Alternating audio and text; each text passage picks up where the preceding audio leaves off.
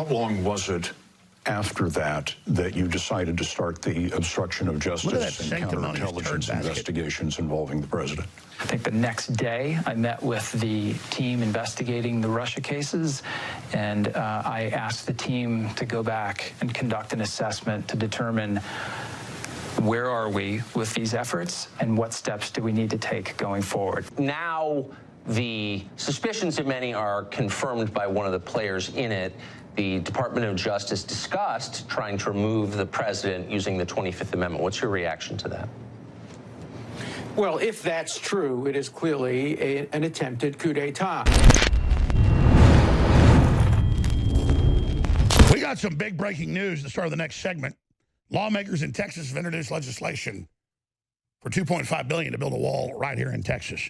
So the states are taking action. Very, very exciting. Stuart Rhodes is with us. We've got, of course, Matt Bracken taking over at the bottom of the hour. I'm going to take your phone calls starting the next segment. But I want to play, since Stuart mentioned it, because you kind of pinch yourself. Like I was telling people in October, Trump should declare an emergency, and then I said he would a month ago, and now he's done it. But we got into the 25th Amendment coup plan against the president specifically and how it was being planned. And I'm just pointing out they want us off air because it freaks them out how accurate we are. But here's a liberal, Harvard law professor, but very respected, one of the biggest winning records. You're a lawyer out there, on all sorts of fronts. Alan Dershowitz pointing out that this is an attempted coup against the president. We're living in amazing times, folks. So here is Alan Dershowitz, Infowars.com, Newswars.com. I should also, again, point out, everybody should visit oathkeepers.org. Here is Alan Dershowitz. 60 Minutes interview, McCabe admits that his attempt to undermine the president began almost immediately after his boss, Jim Comey, was fired. And it was, of course, due to Russia. I was speaking to the man who had just run for the presidency and won the election for the presidency, and who might have done so with the aid of the government of Russia, our most formidable adversary on the world stage. And that was something that troubled me greatly. How long was it after that you decided to start the obstruction of justice and counterintelligence investigations involving the president? I think the next day I met with the team investigating the Russia cases, and I asked the team to go back and conduct an assessment to determine where are we with these efforts and what steps do we need to take going forward. Alan Dershowitz is a retired Harvard Law School professor. He's the author of the book, The Case Against the Democratic House Impeaching Trump, and he joins us tonight. Professor, thanks very much for coming on. So now the suspicions of many are confirmed by one of the players in it. The Department of Justice discussed trying to remove the president using the 25th Amendment. What's your reaction to that? Well, if that's true, it is clearly an attempted coup d'etat. Relating to what your former guest said, let's take the worst case scenario. Let's assume the President of the United States was in bed with the Russians, committed treason, committed obstruction of justice. The 25th Amendment simply is irrelevant to that. Right. That's why you have an impeachment provision. Exactly. The 25th Amendment is about Woodrow Wilson having a stroke. It's about a president being shot and not being able to perform his office. It's not about the most fundamental disagreements. It's not about impeachable offenses.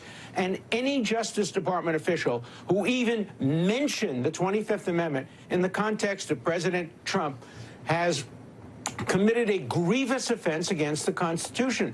The framers of the 25th Amendment had in mind something very specific, and trying to use the 25th Amendment to circumvent the impeachment provisions or to circumvent an election is a despicable act of unconstitutional power grabbing. And you were right when you said it reminds me of what happens in third world countries. Look, these people may have been well-intentioned. They may believe that they were serving the interests of the United States, but you have to obey the law, and the law is the Constitution. And the 25th Amendment is as clear as could be. Incapacity, unable to perform office. That's what you need. That's why you need 2/3 of the House and 2/3 of the Senate agreeing. And it has to be on the basis of a medical or psychological incapacity, not on the basis of even the most extreme crimes, which there's no evidence were committed. But even if they were, that would not be a basis for invoking the 25th Amendment. So this is not simply Right. And I challenge any left-wing person to get on television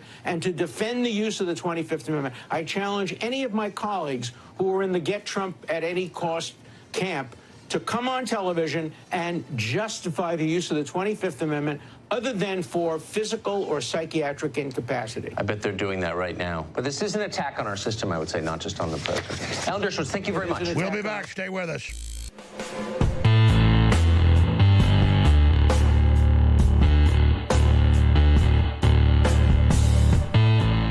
By leaps and by bounds, the #1 best-selling supplement family in the world is energy drinks and energy supplements. But they are riddled with dyes and toxins and synthetic caffeines and other chemicals that sure get you a quick boost but burn out in just a few hours and have terrible side effects. We have developed, hands down from our research, the most powerful, healthy energy drink, pre-workout and beyond system in the world. There's nothing else like it. You must experience it. It is a total game changer, and it comes in easy to use packets to mix in with fruit juice or water, whatever you'd like. Warning though, it's very, very strong. It lasts up to 10 hours. So take a half packet the first time you take it, because Turbo Force is named Turbo Force because it will take you into overdrive. Turbo Force at InfoWarsLife.com.